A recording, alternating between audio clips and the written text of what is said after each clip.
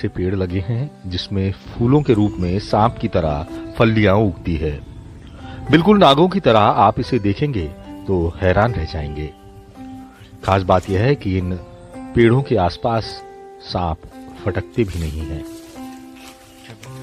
इन पेड़ों की खोज में हमने जानकारों के साथ जंगलों की खूब खाक छानी, जिसके बाद ताप्ती इलाके में ऐसे पेड़ देखने को मिले हैं।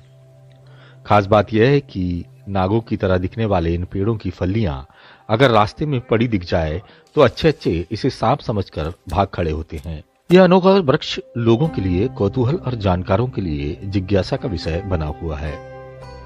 लोग इसे देखने जिज्ञासावश भी जाते हैं, तो वहीं इसका धार्मिक महत्व होने के कारण इस वृक्ष को नमन करने भी पहुंचते हैं। इस अनोखे वृक्ष का नाम है गरुड़ वृक्ष, जो आसानी से ना तो हर जगह उगता है और ना ही देखने को मिलता है।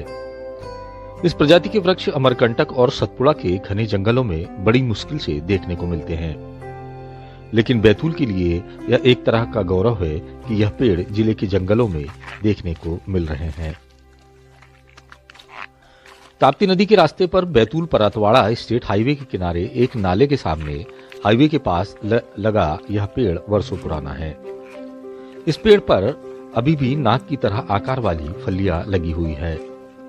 ग्रीष्म ऋतु में इस वृक्ष में फूल आते हैं और वे परिपक्व होने पर गरुड़ फल में बदल जाते हैं। अपने पूर्ण आकार में आने पर फल की आकृति तक्षक नाग जैसी होती है, जिसे देखने पर ऐसा लगता है कि वृक्ष से सर्प लटक रहे हैं। कहा जाता है कि यह गरुड़ वृक्ष सांपों के लिए काल के समान है। सांप इसके नजदीक भी नहीं फटकते, पर यदि गलती से इसके पास आ जाए तो इस वृक्ष के प्रभाव से उनकी मौत हो जाती है। ऐसा माना जाता है कि गरुड़ सांपों के दुश्मन है, जिसकी वजह से इस वृक्ष के पास आने मात्र से सांप अपने आप ही मारे जाते हैं। कहते हैं कि इस वृक्ष से कुछ ऐसे रसायनों का स्राव होता है जिनकी वजह से सांपों की मौत हो जाती है। इस दुर्लभ वृक्ष की पत्तियों का उपयोग पूजा में होता है। इसके अलावा लोग इसे अपने घरों में भी रखते हैं। क्षेत्रीय लोगों का विश्वास है कि गरुड़ वृक्ष की पत्तियों को घर के सामने रखने पर सांप नहीं आते। ग्रामीण पत्रकार मनोहर अग्रवाल की निशानदेही पर हमने भी इन पेड़ों का जायजा लिया। श्री अग्रवाल के मुताबिक पेड़ पर लगने वाली फलियां हूबहू सांप की तरह होती है। इस पेड़ के पास कभी सांप नहीं पहुंचते, और अगर गलती से पहुंच भी जाए तो उनकी मौत हो जाती है।